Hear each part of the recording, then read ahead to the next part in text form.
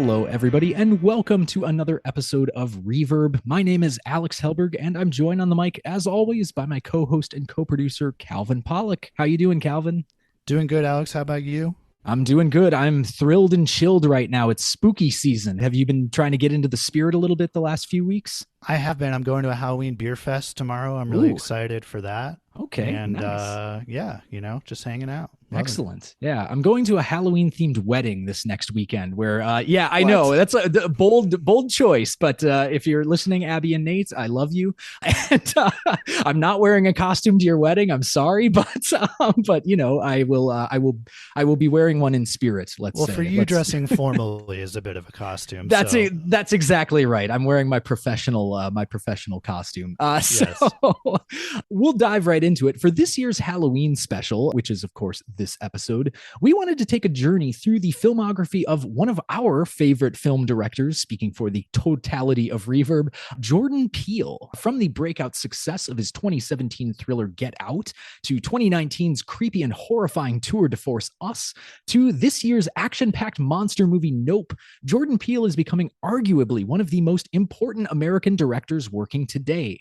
His films not only bend and play with the ostensible genre conventions he works within, they also deliver substantial, semiotically rich critiques of racial politics, class struggle, and media in American society and culture. Not to mention, his films are just immensely entertaining, equal parts deeply cerebral, outrageously funny, and heart-stoppingly terrifying. But of course, to help us on this topic, we needed to bring in an expert on the genre. So we're very excited to be joined by Dr. André Carrington, Associate Professor of English at the University of California, Riverside. Dr. Carrington is a scholar of race, gender, and genre in Black and American cultural production. His first book, Speculative Blackness, The Future of Race in Science Fiction, from the University of Minnesota Press, 2016, interrogates the cultural politics of race in the fantastic genres through studies of science fiction fanzines, comics, and film and television, and other speculative fiction texts. He is currently at work on a second book-length project, Audio Futurism, on the cultural politics of race in science fiction radio drama and literary adaptation in a transatlantic context. Andre, thank you so much for being with us here today. Thank you for having me. Absolutely. It's a pleasure. So, Andre, we were hoping that you could start off by telling us a little bit about your interest in the genre or genres, plural, of speculative fiction and how you tend to approach studying them as a scholar. So I am probably I think a typical Black nerd who grew up with a kind of a surplus of touchstones in the 80s and 90s for cartoons and science fiction action movies and Star Trek The Next Generation, so that there were all of these little moments we could sort of grab onto to form a kind of constellation of like moments of blackness in pop culture that really, I think, guided us in our nerdiness until more recent years when you started seeing more Black authors attain prominence with science fiction and fantasy, and more Blackness in popular media in big movies that were really successful. And I think that in a lot of ways, like, we have moved from the margins to the center of some of that. And being part of a nerd culture and being a reader of comic books and being a scholar and a fan of science fiction, those things flowed together in a really fun and intellectually fascinating way for me. They also just have kind of paid off in ways that working in academia is a particular kind of way to sort of make peace with and continue asking provocative questions about popular culture from perspectives where those questions don't get asked as much, because people don't often and really don't always go to Black folks to understand, like, what does the most popular culture mean to you? And now that we live in a world where like the Marvel Cinematic Universe is where cinema makes the most money, it's newly necessary to ask people who have been paying attention and making demands of popular culture to kind of explain and seek accountability for that space in culture in a way that I think we have always needed to do. Yeah, absolutely. I'm so glad that you brought us straight to fan culture, and we do want to talk a lot about your sort of investment in studying fan culture as part of that social production and cultural production as well. But first, I thought it would be useful to define, maybe for some of our listeners who might not be familiar as much with the term speculative fiction as they might be with sci-fi. So is speculative fiction kind of a more sort of broad umbrella term? How does that relate in your mind to the sort of genre definition of sci-fi? They're not interchangeable, but they're like mutually intelligible. I think anyone who uses the term speculative fiction is really likely to know what you mean if you make a distinction between science fiction and fantasy, but may or may not care. And I think anyone who writes in those genres, whether it's for television or film or, fiction for adults published in magazines or young adult fiction or comics or anything, is likely to operate with different versions of those terms for market purposes and to kind of know who their readers are and who their editors are and who's familiar with writers like themselves. But speculative fiction is usually used in a way to not have to say the science in science fiction, but to also not have to really get caught up in the problem of like the realistic in fiction or the fantastic and the imaginative in fiction. And in that way, it's a really versatile term if you press on it a little bit. But it's also a really useful kind of catch-all for things that we can name really consistently, like fantasy or horror a lot of the time, and mystery, depending on who you ask, and like counterfactual history. Any of those things can be speculative fiction, and science fiction can also be that, and just has a long history of being specifically called it. Right. Yeah. No. And Andre, there's another term that comes up in your work that I found really interesting and generative, which was the paraliterary. Right. This idea of paraliterary as distinct from literary works. And I think a lot of our listeners probably are not familiar with that term as well. Last definitional question, we promise. Oh yeah, paraliterary is like the frame around the literary and like the wall that it's on, Right.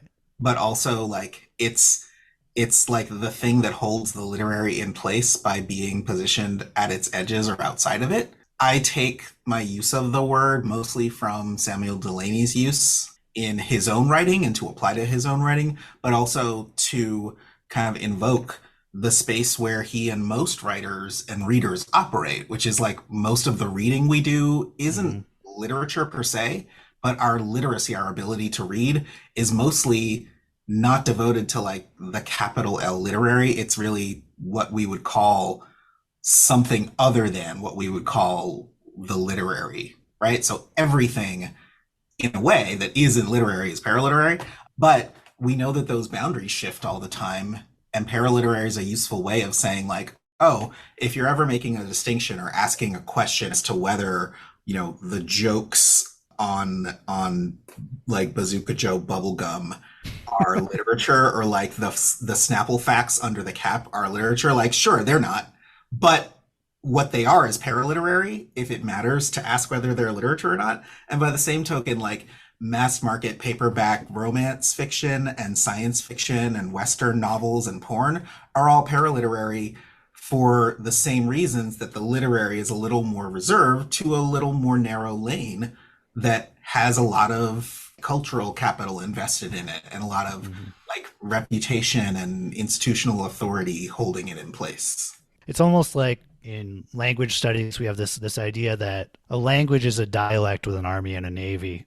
Right? Yeah. Right. I remember learning that like my first year of college, and I was like, oh my gosh, that's true. Yeah. And so it's like literature is the paraliterary with an army and a navy in a certain sense, in that it is sort of legitimated by cultural institutions like universities, like sort of scholarly and cultural honors. We could even say that some film becomes more literary when it starts to win Oscars, right? Right. Yeah, it's got an endowment instead of an army. Yeah. Right. Exactly. Right. Individual comic books are not literature in the way that trade paperbacks and collected volumes of comics are.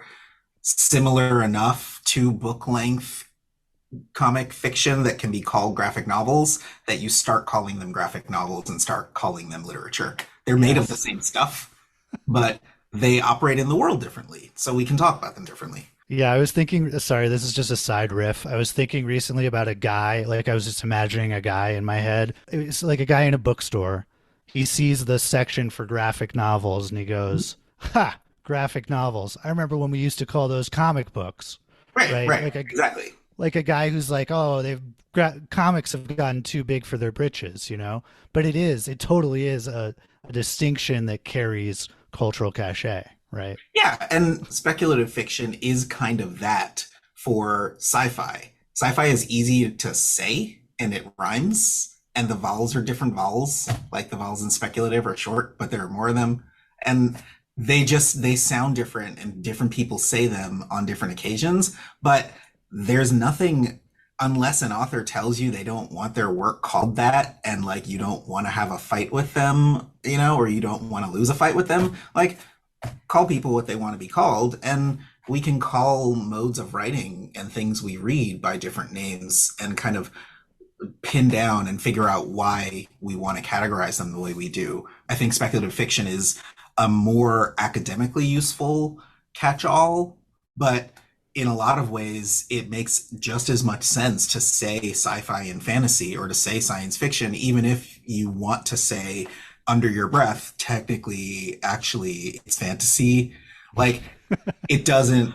It's the thing that gets you out of the fight and onto the thing you're trying to talk about that Yes. is most useful. And I think of speculative fiction and paraliterary as operating kind of like that. Yeah. And I think, towards that end, we wanted to turn a little bit more to your focus on fan culture and the reason why that is so important, specifically to speculative fiction genres. A lot of your work thus far is focused on how fan cultures develop and add to our understandings of speculative fiction genres. So, just to kind of transition us a little bit into talking about the subject of our conversation, Jordan Peele, how was your experience, both as a scholar of this genre and as a fan of the genre, influence the way that you engage with Jordan Peele's films?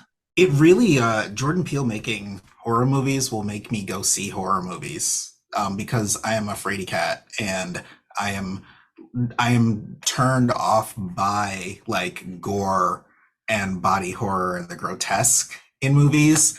And I think I kind of get it in the same way that people who are into horror movies and particularly like gruesome and grotesque horror, I think for the same reasons that that's what they're looking for, that's what turns me off about them. But Jordan Peele's movies do certain other things, and they're not that gory. So they're more watchable for somebody with like a weak stomach, but they're also really, really engrossing for somebody who's interested in seeing a whole bunch of other things we like in movies in horror that we usually don't see.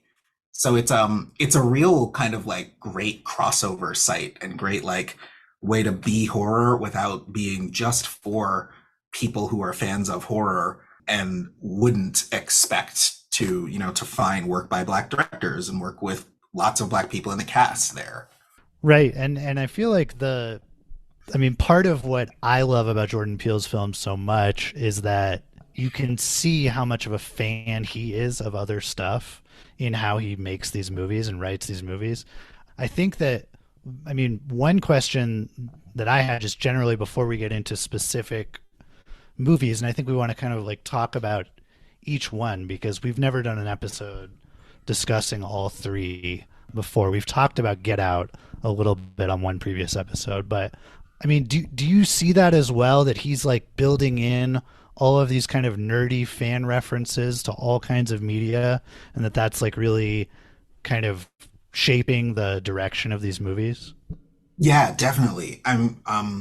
He's a real cinephiles movie maker, and I find it's more palatable, it's more like enjoyable and less of the sort of like fear excitement, right? There's the fear excitement and the suspense excitement, but then also the like aesthetic excitement, enjoyment of things you recognize and that are like baffling and marvelous in his films, in the same way that films that are really cool to look at and make you think are all there in movies that are not horror.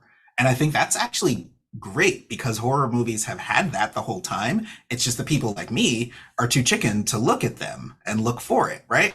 But Peele, of course, is, you know, the kind of filmmaker whose films are about movies, like good filmmakers tend to do, but also really deeply engaged with doing what horror movies do for their audience, which is like scare them and make them think and make them laugh and sort of question their nervousness and their sensibilities and make you uncomfortable. And I think all of that appeals to fans as much as it does to people who have been to film school or people who are really deeply invested in like the lore and the canonical conventions of what movies are supposed to be like. They're very much movies for people who like watching movies and not just people who get whatever specific cinematic touchstones you have to be educated in to understand what you're seeing.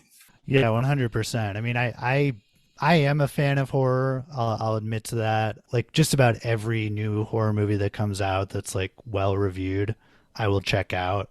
But I'm with you, Andre. I'm also a big chicken, and Jordan Peele is Yeah, about all that I can. Is sorry, I did. I should speak that's only for okay. myself there. In No, no, general, no. I said it first. but yeah, Jordan Peele and the kind of more cerebral horror is typically what I get into as well. yeah, but I think that part of what I enjoy about Jordan Peele's work too is that you can't easily pigeonhole it into a genre. I think that a lot of it is very sci-fi inflected. So I rewatched Get Out this week in preparation for this conversation, and I almost feel that in some ways Get Out has been metabolized by our culture in a way that's deprived it of some of its original like genius and honestly just like chilling to the bones, like weirdness and scariness. Yeah. I was really homing in when I watched it this time on the actual procedure, you know, that is kind of the main terror of the movie, and just the basic sort of like underlying fact of what's happening, which is that like, you know, these wealthy white characters are using black men's bodies as kind of mechs, right? As like Yeah. machines. I mean, Yeah. I wonder if you read it the same way. I see a lot of that. And that's the way that it goes over so well for people who are ready to see a horror movie tell that kind of story.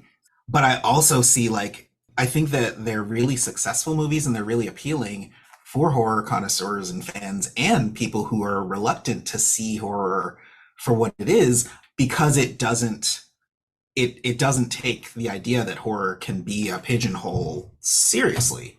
It really like kind of takes on whatever it's supposed to be burdened with as something that's just genre film, right? Or like just a B movie kind of movie and not like the main thing, the main event. And it really says like, but this is a kind of movie, right?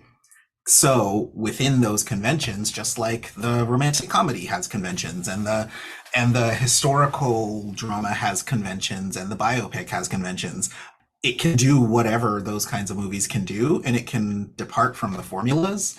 But there's also so much in that basic plot of like, oh no, what if the person is not who they appear to be? And also, holy crap, white people are always coming up with horrible, terrifying ways to make black people's bodies do things that are not what we want to do.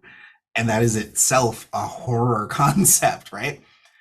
Doing all of that stuff that movies like that can do in a more or less formulaic way and like in a more or less tongue-in-cheek way, those are all really like if you press them far enough, they're really striking and really compelling and they will really draw people in sometimes because they're really ready to see like, oh yeah, there's so much violence and mind control and not having control over your body. That's why I go see horror movies, right? And the next person, like me, will go see that and will say like, oh man, even though I don't usually see horror movies, of course this, like, of course I want to see this happening, and horror is kind of the best way to do it.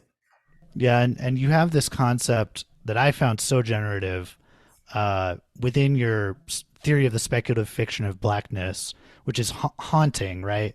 And you're drawing on the work of scholars like Avery Gordon, who, you know, I want to read a quick quote from your book where you're quoting Avery Gordon's Ghostly Matters, and the quote is, quote, haunting was precisely the domain of turmoil and trouble, that moment when things are not in their assigned places, when the cracks and riggings are exposed, when the people who are meant to be invisible show up without any sign of leaving. And I was particularly struck by the moment when the character Andre, who is like a friend of Chris and Chris's TSA bud. I can't remember that name. Lil Rel Howery. When they discover that their friend has been body snatched by this cabal of white demons, and he briefly like snaps out of his possession, right? And this is where you get the titular line in the movie where he runs towards Chris and he says, "Get out." Get out. Sorry, man. Okay. Get out! Yo! Yeah! Yo! Chill, man. Get out! Chill, man! And there's this ambiguity of whether he's warning Chris, leave, get out of here, or whether he's speaking to the white man who's possessing him. Right. And saying, get out. And I thought that was such a striking way of describing this like trope across Black horror, that these moments of haunting, that was such a haunting moment for me.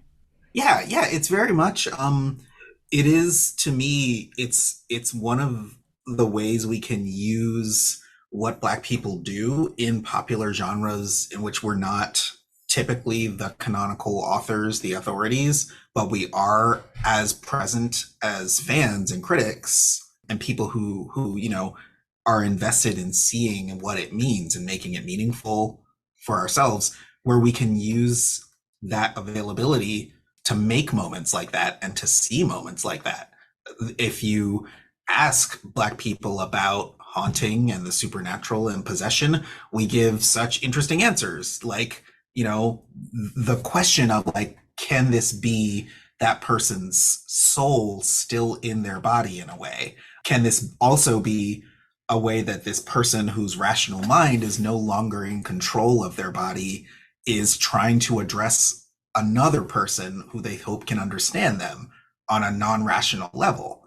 Tananarive Due, the horror writer, has taught a class called The Sunken Place, like about the use of this idea and this expansive kind of repertoire in Black culture that it calls on to kind of get at that haunted and non-rational and non-living place that the eeriness of moments like that come out of, because it's like it's there, but it's also like not supposed to be there, and it's inherently it's disturbing to think about, but it's also it's moving, right? It makes you think about it. Yeah, I really love that you invoked that concept of the sunken place, and we'll definitely plug Tananarive Due's work in the show notes as well, as a sort of preeminent Black writer of horror herself. But the sunken place, you know, as kind of a concept, I was wondering if you had more thoughts about that and the way that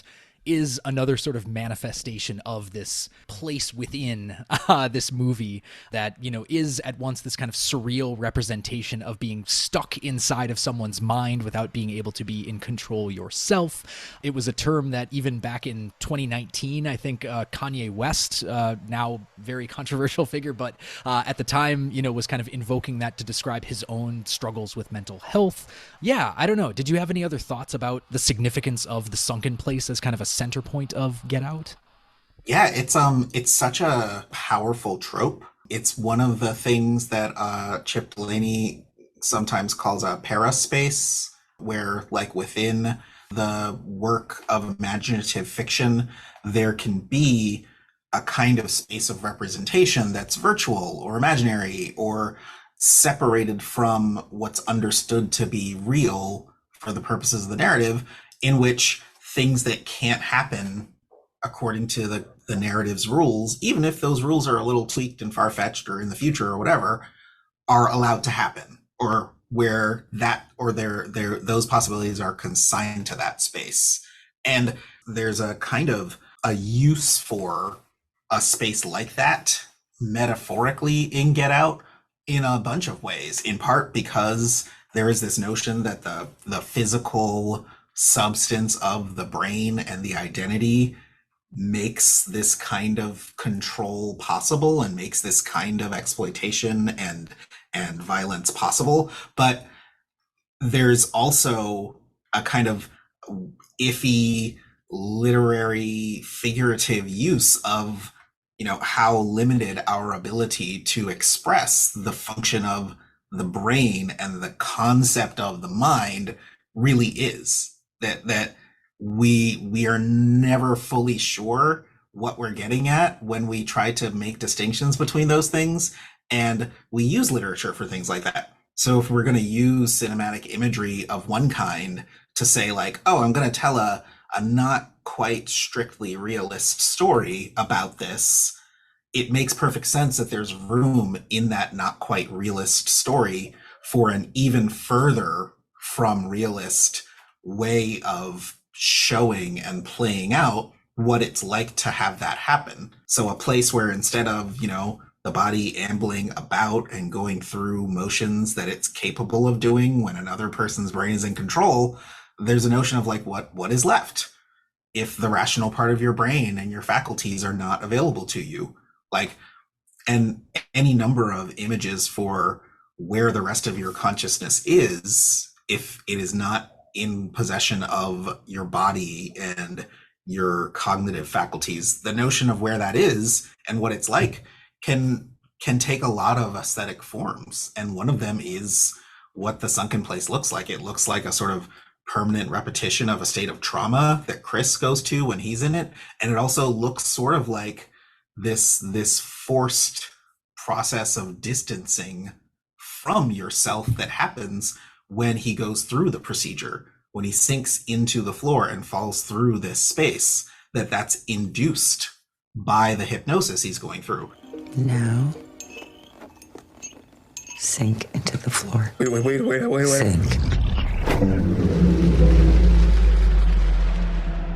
So it's a really salient image, and it's also, I think Jordan Peele had said, like, everybody's sunken place is different, which is super creepy. And I wish he wouldn't say things like that, but it reminds you that, like, oh yeah, anybody's experience of losing control of their body, of like possession and dispossession, is going to be kind of subjective, but that doesn't mean it can't be imaged. And the image is going to be a creepy, weird, unsettling, painful one for any given person if that's the kind of experience it is. Absolutely. I mean, yeah, for me, that was definitely just the most like bone-chillingly like existentially terrifying moment in that movie. But I mean, you know, and I mean, for all the reasons that you discussed, the sort of dispossession of one's own body, the separation of, you know, yourself from your mind. I mean, Chris literally loses his voice when he's in the sunken place, and like all of his other senses and faculties. I mean, I guess, you know, on a far simpler question though, I would just, you know, we could talk about Get Out all day, but I wanted to hear from you. To you, what was the scariest part of Get Out?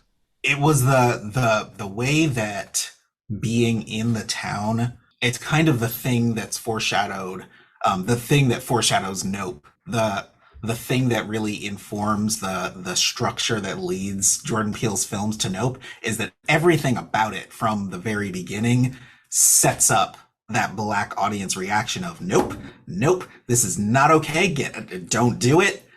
Because you know it's coming, and the genre, one of the things it tells you is that it's a set of expectations. You know how it's going to turn out, and it's going to be bad, but you have to watch it happen. And getting removed to this space where it's not safe, and where escape is impossible, and where people are antagonistic to you, and you're not understood, right? All of that is what's most terrifying about it. You got me out here in this creepy, confusing ass suburb. Girl, so serious though. Feel like a sore thumb out here. And it's the same stuff that's terrifying about lots of, survival horror movies and games. And that's terrifying about a lot of like, one sole survivor and the final girl is in that state where everyone around her is dead or unavailable to her. Whatever makes those conditions happen, it's super scary for the protagonist in Get Out, because he's going into this situation and he has to willfully disbelieve that it's going to be like that, and then it ends up being like that. That's the scariest thing the whole time. Yeah, like it seemed like a very bad omen what happens with the deer they hit on the road on the way to his girlfriend's house, and it's just like from there it just spirals. But yeah, no, I think one of the most interesting things that we're touching on when it comes to Get Out is these sort of, I want to say like subterranean spaces, between spaces that Jordan Peele seems to love to write into and design and direct in his movies, moving us to talk about Us. That's one of the most compelling parts of Us to me, is this physical space of the underground tunnels that the tethered are living within. And so I wonder like how you think about that as a space that's both haunting and surreal and a kind of otherhood, like a neighborhood for the othered in this film. Word. That is, audience, a shout out to Isaiah Lavender, who wrote the excellent book, The Subject of Race in American Science Fiction, and is way more daring than me in coming up with words. Because otherhood, it's this idea that can describe like a figurative or like a metaphorical space, or like an interpretation of space that is other, like rather than self. And that's what the tunnels are, and that's who the tethered are in Us. It's not just the notion that there are these counterparts, these doppelgangers to everyone who suffer while people live through their lives. It's also that they're physically somewhere that can be released, which is it's a thing that makes all the things that are scary about them showing up in the movie really threatening, also have this additional weight of like, this terrible thing has been laying in wait, has been like just under the surface, has been like kept there, and could have been unleashed at any time and could be unleashed any minute now. And because you can't see it, that just means it's somewhere else coming to get you. It really enhances the drama in a way that, like, if they just showed up one time from nowhere, it wouldn't have the same weight. But that actual space for them is what really doubles the impact.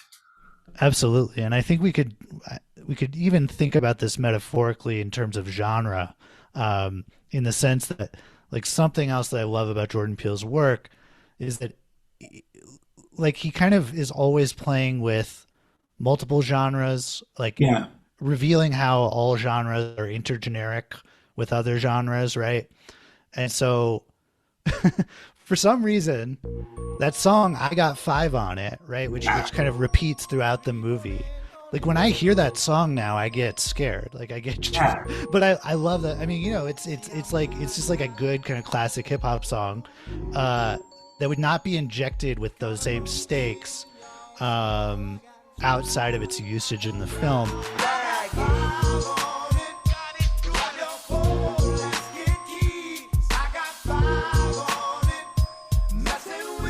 And I also wanted to ask you about how you see comedy coming up in this film and the others, because that's another way in which Jordan Peele is very eclectic in his incorporation of multiple genres. So both the usage of music for particular purposes and like the way that characters always find opportunities to say super funny shit in these movies.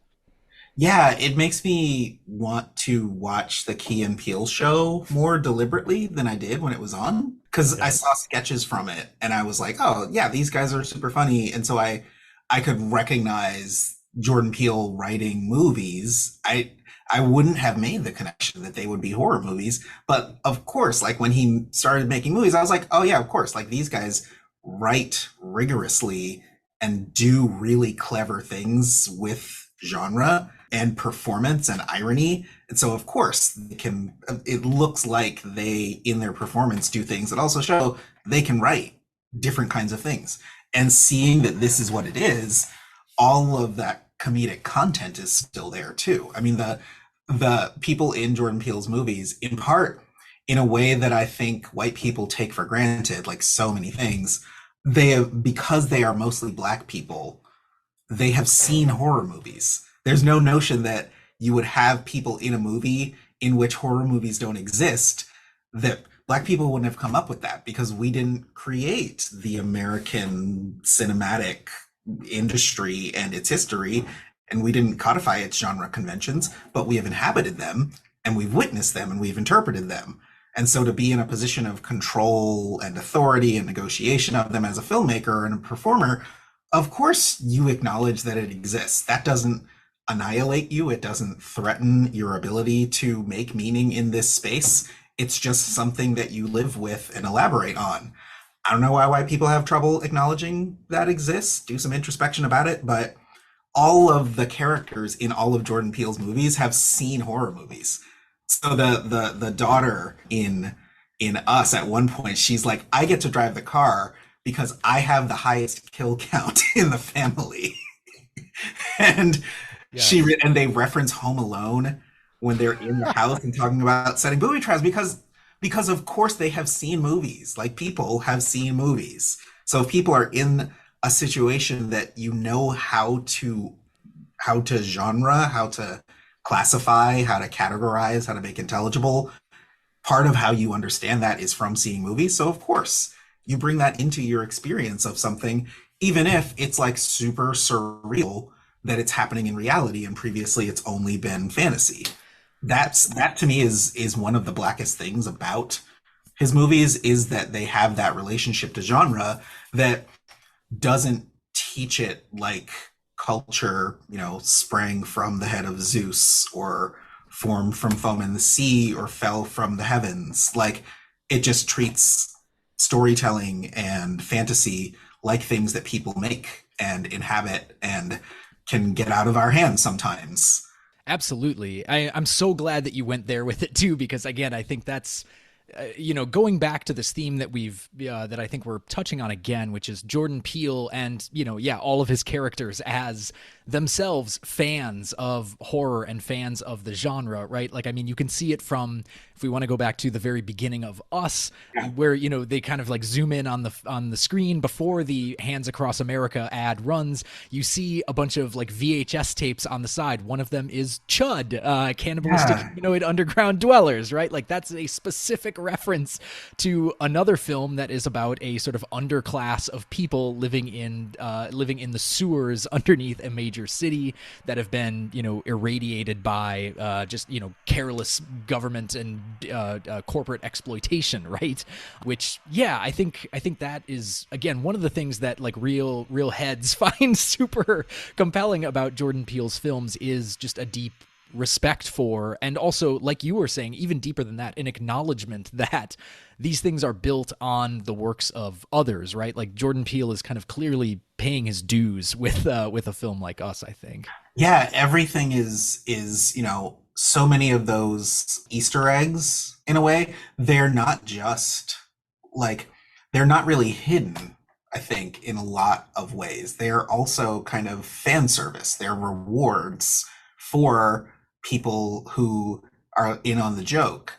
But there's a really nice kind of reassuring, and I think in relation to the terrifying content, a kind of mitigating quality, where those moments of recognition and comfort and familiarity, they make the blows a little softer. Like, they're always sort of, they're on either side of like a horrible wound or injury or jump scare or something, which are still really affecting. But in a way, those gestures help it all go down a little easier. And that's something I'm grateful for as a viewer who has a hard time with the intensity of the violence, right? Like, it's necessary and it's rewarding and it's compelling, but it's also like, it's a lot. And it, in a way, like, it wouldn't make sense for a movie like that, like for another movie great. But like for movies like these, I think it would be hard for those references to be so constant and so ubiquitous if they weren't kind of gestures of appreciation and like tips of the hat to other filmmakers and to fans. And in that way, it's all like, oh, sure, it's a horror movie, so I'm going to scare you. But also like, it's a horror movie, so you're going to be okay. But also not that okay because you'll still be disturbed. Like I'm physically nervous remembering scenes from us Yeah. now, even though I know it's just a movie. No, totally. I have one more Easter egg that I really love in Us is where multiple times throughout the movie they're kind of showing this a reference to a Bible passage, which is Jeremiah 11:11, and there's two layers to this, I think, which is that the first layer is just the quote, and I'll read the quote in a second because it's really chilling and interesting. But there's also, like, I know that when this movie was being made, Peele was working really closely with the director Paul Thomas Anderson, who directed Magnolia. And Magnolia does a similar thing where it has a biblical Easter egg like built into it, which is the passage Exodus 8:2, which is about frogs falling from the sky, which plays into the film. Spoiler for a movie that came out in 1999. But I thought it was really cool that he builds that Easter egg in as kind of fan service for fans of PTA, and also like a reference to someone he was working really closely with.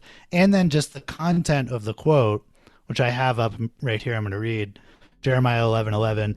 Therefore, this is what the Lord says. I will bring on them a disaster they cannot escape. Although they cry out to me, I will not listen to them.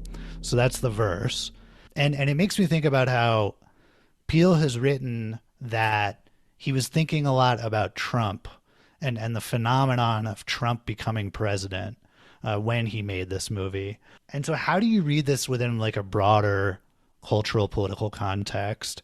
What is this movie telling us about the experience of like social cultural life that that this terrifying quote, I don't know how he found this quote from the Bible. It's probably the scariest shit in the Bible. It's up there. It's right. Yeah, it's up there. Yeah. Yeah. Yeah. I think it's like scary resonant in a way. It's like realist scary in a way that like so many biblical things are like fantastic scary and nightmare scary.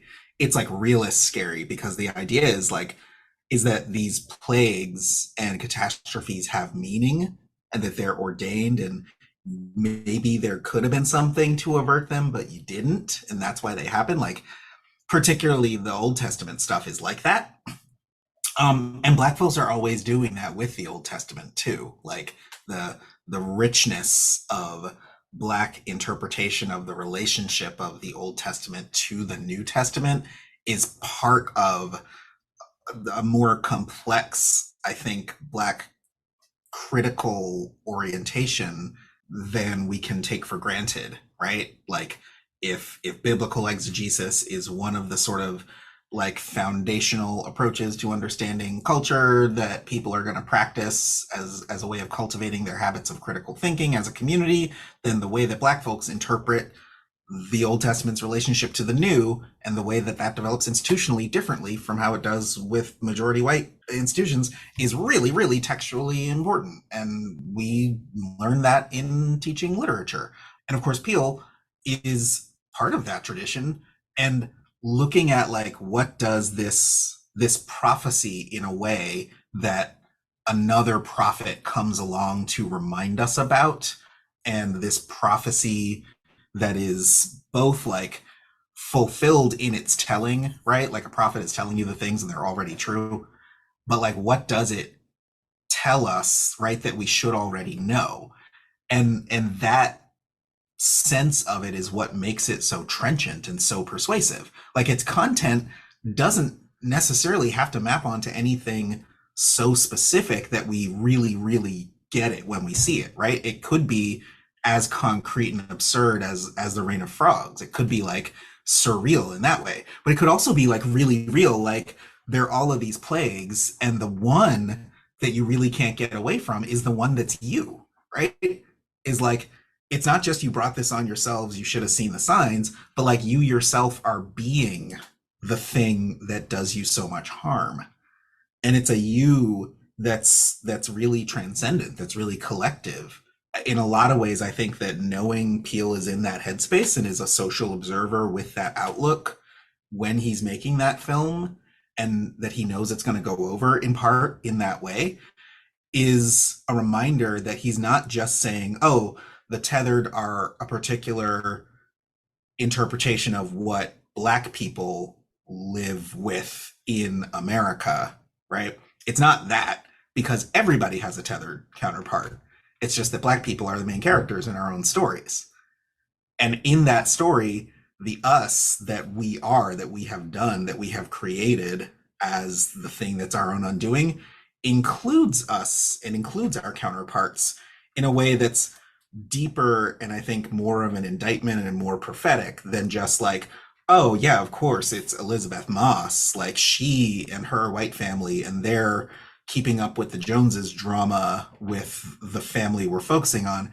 That's the us doing it to ourselves, and the unfair ill-gotten gains and all of that. That's us doing it to ourselves. We might even be ready to see that.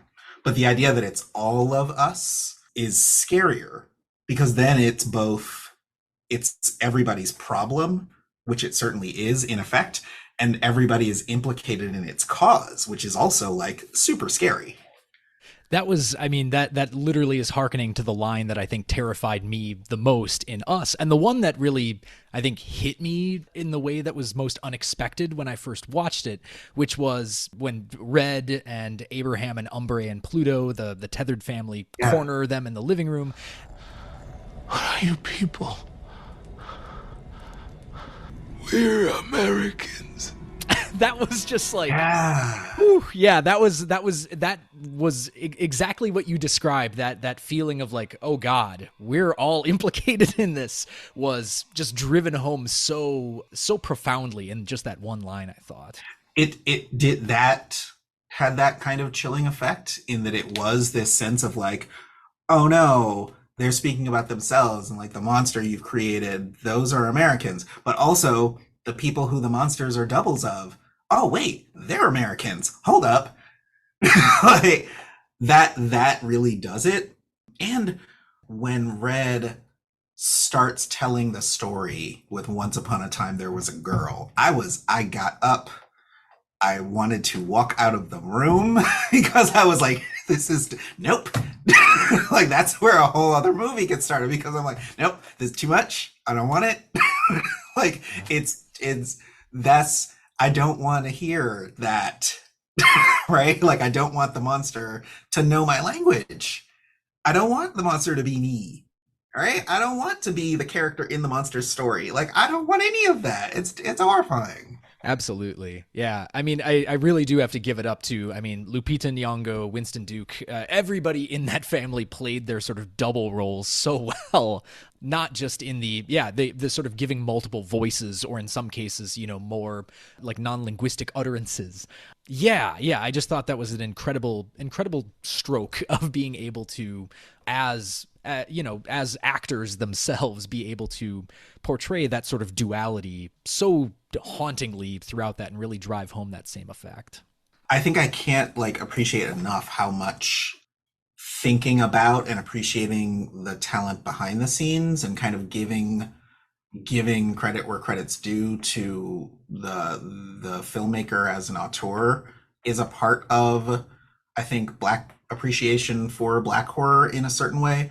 But I think that is tied up with a thing that I am particularly inclined to give a lot of weight to, which is the agency of performance. That whether the director is an auteur and is a really good one or not as good, and whether they're in the same cultural community that informs the decisions that go into eliciting the performance or not, like even in roles that are scripted by white writers and directors, when Black people claim a certain kind of agency and performance that really works, people get it and they see it, right? And it's that need to rise to that demand that can make a story effective or not, or make it go over somebody's head, or make it really good in a certain way, but not good enough to make my scaredy ass go see that movie with Yahya Abdul Mateen, whose name I won't say because I don't want to see it because it's too scary. And if I would see it, it would be because the performances are really good and the writing is really good. And I hope Nia DaCosta gets all the things for making that movie with that name I won't say. Yeah, very good. We won't say it. I think that we want to start to close things out here by talking about Nope, which is the most recent Jordan Peele film. And I did manage to rewatch it this week, and it was just as scary as the first time I saw it in theaters. And I think that it really does a lot of the same things that are so interesting and so chilling about his first two films, which is definitely playing with space, playing with audio and music. Particularly, I think the design of the sort of central monster or ship, whatever, however we conceptualize it, and the ways in which the space of it are portrayed and directed and designed is just really surreal and chilling. And so I wonder what you thought of it, because I know you watched this fairly recently, right? Yeah, I watched it not in the theater, but when it came out and streaming. I saw Us in the theater, like kind of like halfway through my hand, and then saw it again on video. And Get Out, I didn't have the same. I was ready to deal with the anxiety, and going to movie theaters was a more regular thing then. But yeah, seeing Nope, I saw it at home on streaming in the daytime. I asked people beforehand, like, is it really scary? And they said no, much more so than they would have said about his other films. And that I think they would have about a lot of horror films, even some that might contain some of the same tropes and the same triggers. I think part of that is that it's so unusual and weird to look at, and it's about that so much that it's not just scary visually, it's scary and also a bunch of other things that add to the value of it being scary and of it being about scary, threatening things. Right, definitely. No, I think that it's like the landscape of the movie is such a sort of central character, the kind of like topographical landscape and this ranch that they live on. But what did you think of the monster itself? Because I feel like that is kind of the most uncanny, most mysterious, most thought-provoking part of the movie. I have done more recently research on Octavia Butler's fiction and on her creative influences and background and practice. And one thing that she's so masterful about in writing, even prior to seeing her work adapted for other media now, in her writing, she's so good at modeling aliens whose alterity is really consistent and really affecting.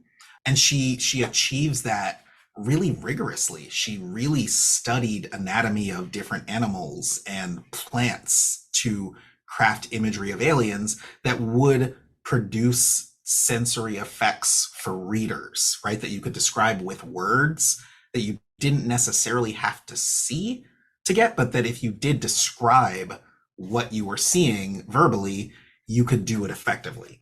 And I think Peele, his vocabulary is images.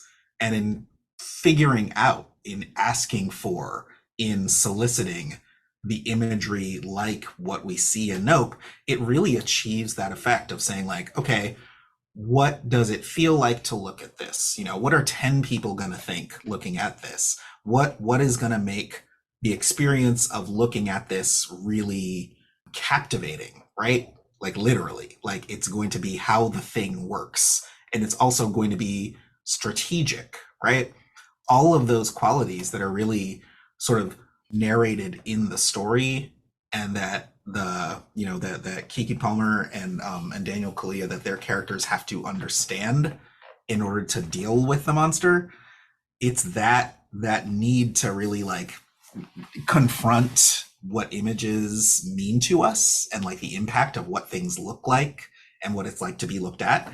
It's like such an intense engagement with that that really can produce like the real confrontation, right? The real like monstrousness of like the absolute spectacle that that thing constitutes. And it's a really like forceful way to do that in a way that I think is sort of, you know, it's like the monster, sort of like Stephen King's It, right, where it looks like something that will be compelling and desirable in some way, and that's how it draws you in. But it's as if this thing has a stable form that just has that effect, right? Its form is abstracted and nebulous rather than having all these specific qualities, but it's really evolved to have those effects. And that's a really challenging and I think very Octavia Butler influenced science fiction disciplined way to construct a monster. No, I couldn't agree more. And I mean, it's kind of circling back to this point about Jordan Peele being somebody who I think really, you know, understands and appreciates the craft that goes into creating something that is just skin-crawlingly terrifying, using an understanding of various parts of different anatomy. Like I mean, Calvin and I were talking about this back when we first saw it, that, you know, like, what is Jean Jacket? Is it a gigantic eyeball? Is it some kind of weird sea creature that is up in the sky? Like, it has all these weird fluid movements. Its flesh is just like the scariest pale white sort of substance that you can imagine. And at various times in the film, it's implied that it also is some kind of letterbox, like a frame. Yes. For an old school film camera. Right? Yeah. It's you know, it's all of the scary things about the filmic image, right? It's all of the like threat of the image of you being your undoing. And it's also the problem of control, right? It is wanting to see and fix something that resists fixity and has this quality of movement and autonomy that you really can't exert power over by looking at it, which makes it really, really threatening for people, because we as a species seem to want to do that in our reliance on the visual, but also like particular people do it more than others. So the people in the film with an interest in doing that in their careers and in their character tend to get into relationships with the monster that are all about that. And then the characters who are working through that are trying to find a way to not live in that same relationship to images and to control, are trying to figure out some way to make it mean something different, like so that it doesn't mean it eats them, right? But it means like, can we visualize this indirectly? Can we have an interaction with it in which our imaging of it is meaningful in the way that we live, but that doesn't inevitably result in us falling prey to it the same way everybody else does? Like, how are you going to figure it out? And I really love how their negotiation with it. It's a lot like Predator in that way, like kind of a horror movie, kind of a action movie. Like, I don't know. This is not my field. It's not my genre. But still, horror, aliens, all this stuff, and it really is like the hunter becoming the hunted, and that effort to outwit, you know, the predator is doomed to fail. But it's also, you know, by understanding and respecting it, maybe it can happen differently. And that, I think, is what, you know, that's the plot revolves around that effort. Yeah, absolutely. I mean, yeah, the whole idea of the concept of territory in general seems to imply that kind of like that relationship between being, you know, having control or having ownership over space and places, as well as, you know, to be in control of the gaze and where you are directing it, how you are exerting control through that. You touched on some of the characters that develop this kind of, you know, kind of a toxic relationship, shall we say, with Jean Jacket, the monster, in particular, Stephen Ewan's character, Jupe. who seems to, he, for those of you that haven't seen it, develops this sort of circus sideshow with the alien monster as its centerpiece, eating the horses that are being given or that are being sold to him by OJ and M, the Haywood family. And Jupe seems to have this notion that he, not only is his place called, Jupiter's Claim, it's this kind of last stronghold, this last territory that he's sort of grasping onto with his, both figuratively with his fame and literally with the land. But also it seems to be this kind of odd space that he occupies where he is in control of, what has been called in the interpretations of this film a bad miracle, right?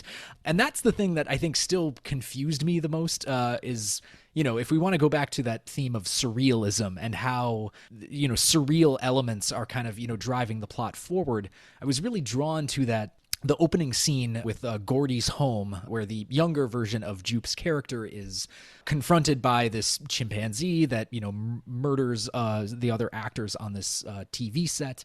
And then later we're introduced to the fact that there's this shoe that's standing straight upright in the middle of the set. And that seems to hold some kind of odd significance to that sort of surreal, sort of miraculous element coincides with the fact that, Jupe did not suffer the same fate as his cast members. And yeah, I don't know. I wondered if you have any thoughts about that, because that was still something that was dogging me. I don't know quite how to place that in the sort of semiotic terrain of the movie. Me neither. I saw it as kind of not to be the worst. And by the worst, I mean not to be overcommitted to like a doctrinaire interpretation of what it has to mean for it to be meaningful at all. But if anything, it has a quality, that one image of the inexplicably suspended shoe. It's both it's kind of a condensation of the spectacle, which is what the movie's all about, spectacle, but it can't be the spectacle by itself, right? And it also is something that no one else witnesses, right? So implicitly we see it from a viewpoint that is so singular that it really can't be a spectacle in the way that all the big deal spectacles in the film are about, that they're collective, that they're shared, that the experience of interacting with them can be repeated, and that it can be solidified into a form that can be, made formulaic and have a product. It can't be all of those things in a way, because it's a little more of like a weird, pure cinematic image for its own sake. And it's a lot of those things, right? Some of which are very contradictory. And I think there's whatever it is, in a way, it kind of positions Jupe. It positions him in a way to be a certain kind of viewer, right? Maybe he's the one who knows the trick, right? Maybe he's the prophet. He's in on it. He's figured it out. He knows sort of the language of God and like what it means, right? He's really in on it, so he can master this whole dynamic. But of course he can't. And even if he could, the fact that we can see it means that it's not going to work. And I think that it's only by kind of reckoning with that OJ gets to do what he can do, right? That they can produce this image that's otherwise impossible to obtain, is they kind of have to give up on having this spectacular but masterful relationship to what Jean Jacket is. And it has to fail in doing what is its nature to be imaged in a certain way. That's the only way that it can happen.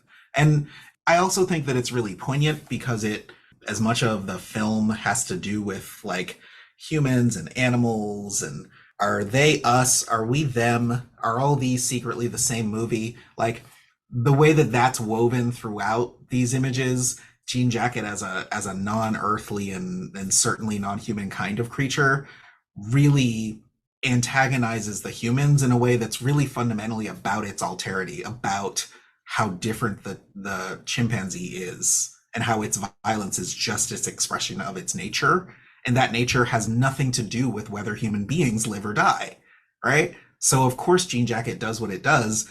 And part of how you know that is that it's not us, right? If you have a reason why you wouldn't do that, that's exactly what it doesn't have. So it's actually really poignant. Like I see it as suffering in the film, but it's also a way that like that empathy isn't really meaningful. Like it certainly can't empathize back, right? So it's not really getting it, even kind of thinking of it as an animal who's just doing animal things. So it's a really powerful way to kind of get at, how can this thing defy gravity? How can it have a relationship to you by virtue of you perceiving it, right? And in the same way, that image that's totally impossible, how can that shoe be suspended, and how can looking at it make it visible in a way where that's really what's happening if it is just an effect of your perception? I don't know. Yeah. I mean, that is the most cogent and coherent explanation that I have ever heard for it. So, I mean, I am more than willing to, that also kind of just ties a nice bow around the entire movie itself, right? Like the way, the commentary that it has on the nature of spectacle and the film industry in general, like what it does to people, the fact that the entire thing is framed by, the history of Black people in film. The fact that the first person filmed was a Black person riding a horse, and also that this is a family that is using that as kind of a way of marketing themselves in the current film industry, right? Like, I love that too as a hook, in part because it's another way of understanding what speculative fiction means, that the truth, the ground truth of that, right, of like the process of producing motion pictures and making cameras for films do what they do in capturing humans and animals on film and all that stuff. All of the stuff that is true in that history doesn't have to be related to the characters' personal histories in the film, because they can have a kind of a fictionalized biography that is speculative. So it's not important at all whether the statements about those characters' relationship to historically real individuals and animals and events and occasions that can be documented, it's not important at all whether that stuff is falsifiable for it to work as fiction. And more importantly, as narrative, it can still be the story if it's a true story or a false one, because it's a story. And that kind of speculative fiction, that sense of it that I take from Julie Dash, who made Daughters of the Dust, and Houston Baker, who had conversations with her after the production of that film about how it deploys and also imagines and reclaims possible and impossible scenes and moments in Black people's histories and Black women's intimate lives. Those things are narrative, and they're imagery that's not narrative, and they're speculative. And that's a way of specifying that they are fiction, but not fiction in the sense that, we know what the facts were and this is a departure from it. But they're speculative in that, the conditions of possibility for these stories are there, and the work of putting them into narrative is speculative rather than a matter of making like statements with truth value. And that's very much what these characters have. Like, they are representations of people with a relationship to the history of motion pictures, and their enactment of it is as much a matter of like, here's messing with the history of that, and what if there's an alien monster in that history, right? That's as important to fictionalizing it as it is to say, like, is this what it really means? Did it really happen? Was the horse that tall? Why did the horse have to be black? Like, those things are not the most important, just like the monster does not have to be real, right? It's the function they have in telling the story that makes it work. Well, I mean, not to put too fine a point on it, but I don't think we could have arrived at any better sort of conclusion to wrapping up, the works of Jordan Peele and its significance for the genre of speculative fiction any better than that. So we should probably leave it there. But this was a really, really fun and fascinating conversation. Dr. André Carrington, thank you so much once again for joining us. Is there anything currently that you're either working on or that you've recently gotten out into the world that you would like to plug? Yeah. You can see on UCR and UC Riverside's website, and probably in my social media accounts and maybe the show notes, I'm participating in a year-long seminar at UC Riverside called Unarchiving Blackness. That is all about how the focus of African and African diaspora studies demands that we reconsider what archives mean to us and how we engage with archives, like real and imagined. It's a series of public events and hybrid events that are streamed online, and lectures and workshops taking place on my campus that some of my colleagues in history and women's and gender studies and anthropology have dreamt up, and I'm so excited to take part in. And we are bringing wonderful people into conversation all year and staging programs that I hope people will pay attention to and check out. That's brilliant. Yes, we will absolutely put that in the show notes and plug that in on our Twitter as well. Thank you once again so much, Dr. André Carrington, for joining us. Thank you so much. Thanks, Andre. This is such a great example of what we love to do, which is talking to people who are in adjacent fields of English studies and learning about your perspective on stuff like this. And it's been really generative for me. So thank you so much. Absolutely. I am so glad. This has been super. Absolutely. Well, and from all of us at Reverb, we hope that you have a wonderful spooky season, a happy Halloween. Don't get too scared out there. But if you haven't caught any Jordan Peele films, this is our high recommendation. There's a lot to unpack within those, and they are just great entertainment on the side as well. From all of us here at Reverb, we wish you a happy Halloween. We will talk to you next time. Bye-bye, Take everybody. care. Trick or treat. Trick or treat. Our show today was produced by Alex Helberg and Calvin Pollock, with editing work by Alex. Reverb's co-producers at large are Ben Williams, Sophie Wadzak, and Mike Loudenbach. You can subscribe to Reverb and leave us a review on Apple Podcasts, Stitcher, Android, or wherever you listen to podcasts. Check out our website at www.reverbcast.com. You can also like us on Facebook and follow us on Twitter, where our handle is @ReverbCast. That's REVERB_CAST. If you've enjoyed our show and want to help amplify more of our public scholarship work, please consider leaving us a 5-star review on your podcast platform of choice. And tell a friend about us. We sincerely appreciate the support of our listeners. Thanks so much for tuning in.